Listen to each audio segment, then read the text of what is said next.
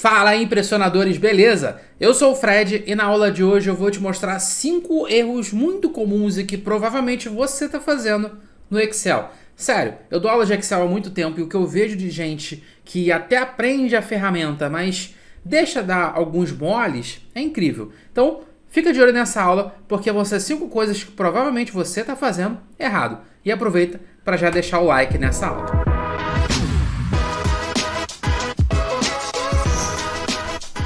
E antes de começar, deixa eu te lembrar que olhando a descrição desse vídeo aqui, você vai encontrar 3 links. No primeiro link você tem informações sobre o nosso treinamento completo, o Excel Impressionador. No segundo link tem um mini curso gratuito que você pode se inscrever hoje mesmo. E o terceiro link tem o arquivo para você baixar. É o arquivo que eu vou utilizar nessa aula, uma base de dados simples. O meu objetivo aqui é te mostrar 5 coisas que as pessoas, por mais que conheçam a ferramenta Excel, elas acabam não fazendo. Então, por vezes, não é nem um erro de conhecimento técnico, né? A pessoa tem um conhecimento técnico sobre a ferramenta, mas ela não tem as manhas, sabe? Ela dá alguns moles. Então, eu vou começar logo com o primeiro, que é você não entender e não dominar as referências relativas do Excel. O que eu quero falar? Olha, eu quero criar aqui uma coluna, tá? Preencher essa coluna com a comissão que os vendedores vão receber por cada venda. Imagina que a comissão seja de 10%, tá? Coloquei aqui 10% nessa célula amarela. Por incrível que pareça, tá? E aí eu não sei qual o nível que você tem, qual a proximidade que você tem com o Excel, quanto tempo você usa o Excel, tá? Mas tem gente que não consegue fazer essa conta aqui, ó, o valor vezes a comissão, e arrastar essa fórmula para baixo, tá? Por quê, pessoal? Se fosse uma multiplicação em que eu fizesse a conta direto aqui, ou seja, o valor multiplicado por 10%, seria fácil, né?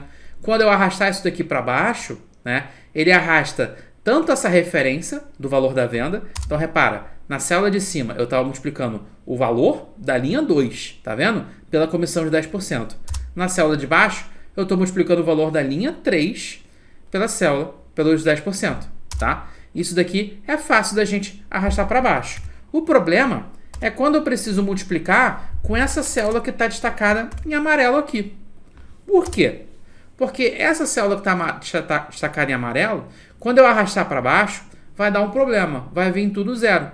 Por quê? Não vai descer apenas essa referência aqui do valor, vai descer também a referência da célula amarela. Então, quando eu clicar na célula de baixo, claro, ele vai pegar o valor de baixo, mas ele vai pegar essa célula de baixo aqui também, tá vendo? E isso para muita gente que até tem um domínio básico de Excel, às vezes intermediário avançado, não é muito claro, tá bom? O que a gente tem são as referências relativas, o famoso trancamento de célula no Excel. Você pode trancar essa célula aqui, tá? Olha só como é que acontece. É só você apertar a tecla F4 em cima do jeito que estava aqui, ó, por exemplo. Estava assim, certo? Você seleciona apenas o J1, que é a célula que está amarela ali, tá? E aperta a tecla F4 uma vez, tá? Se nada acontecer no seu Excel, tenta apertar Fn junto com F4, tá bom? E aí vai aparecer escrito esse cifrão antes da letra e um cifrão antes do número. Significa que você está trancando a célula e impedindo ela que se mova tanto para baixo quanto para a direita, que ela mude de linha ou de coluna, tá? E aí, sim, você pode pegar isso daqui, ó, depois que você trancar, você pode arrastar para baixo e aí sim funciona para todo mundo, tá vendo? Aí sim, ele carrega, ele faz esse cálculo direitinho. Olha que interessante, você olhar a célula de baixo, ele desceu a referência do valor, tá? Então, antes estava o valor da linha 2, agora pegou o valor da linha 3, só que a célula J1 continua a mesma, continua pegando a célula amarela. Olha lá, ó, você pode descendo, e ele continua trazendo para a conta a célula amarela, tá? Isso daqui é o que a gente chama de trancamento de célula, beleza? E digo mais, tem a possibilidade da gente impedir que a célula mude de linha apenas ou que mude de coluna apenas, tá?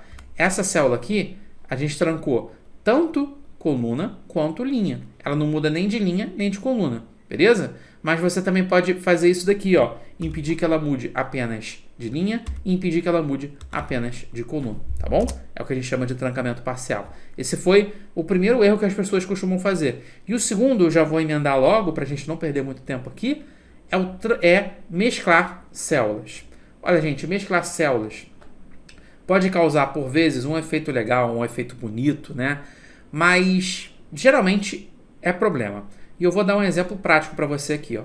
Então, por exemplo, eu tenho aqui a primeira linha, que tem o título da coluna, né? O título das colunas do Excel. Eu vou colocar aqui mais uma linha embaixo e eu vou fazer uma divisão aqui, beleza? O que eu vou fazer?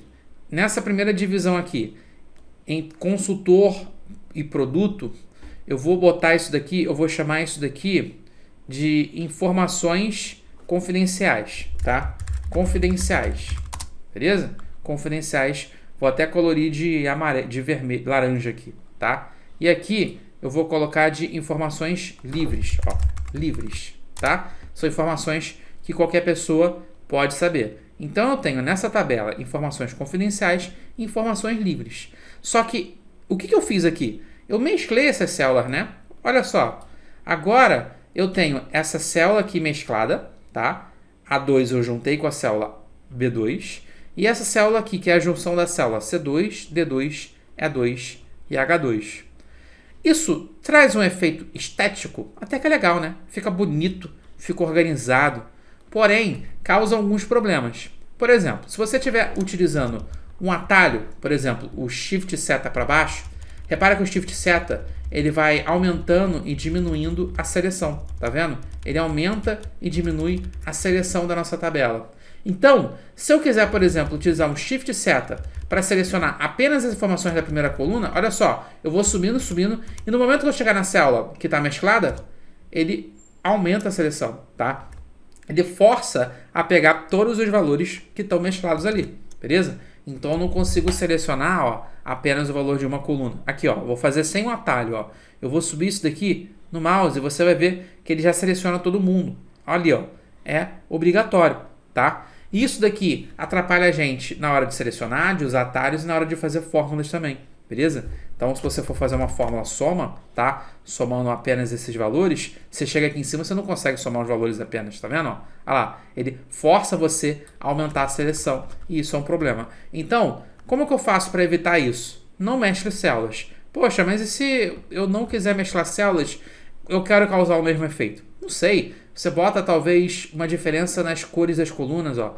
Bota uma parte com uma cor vermelha, que pode indicar que isso é uma informação confidencial, outra com uma cor azul, tá? Existem formas de você escapar disso, mas de preferência não use células mescladas para evitar esses problemas que eu te mostrei, tá bom? Terceira coisa, tabela, pessoal. Tem gente que não se acostuma com o fato de utilizar tabela. E assim, eu vou te dizer uma coisa. Tabela não é obrigatório. Você consegue viver, utilizar o Excel sem saber tabela, sem utilizar a tabela no dia a dia. Só que ela facilita tantas coisas.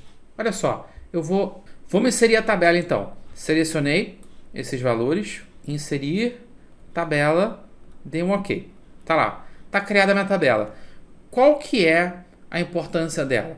Ela vai propagar automaticamente as fórmulas, as formatações, tudo que você tiver até aqui. Então repara, na linha 11 ela está em branco, tá vendo? Ela está em branco. Então quando eu começar a digitar alguma coisa aqui, por exemplo, Fred, ele já vai trazer a formatação, os cálculos, validação, tudo que tiver nas linhas acima. Então repara, ele não vai mudar apenas, né, as cores, que é o que chama mais atenção, mas repara que essa fórmula que a gente calculou da comissão, ó, ela já veio para cá, de forma automática. Então, quando eu preencher essas vendas aqui, ó, a comissão é calculada de forma automática. Utilizar a tabela permite também que você mude o intervalo dos gráficos. Então, por exemplo, se eu tenho um gráfico trazendo todas as informações dessa tabela, tá? O gráfico, nesse momento, está trazendo até a linha 12, porque a linha 12 é até onde eu tenho. Se eu chegar aqui e preencher uma informação da linha 13, esse gráfico também vai passar a trazer as informações da linha 13, porque o gráfico ele não vai estar representando as informações de um intervalo, mas todas as informações que tiverem na tabela.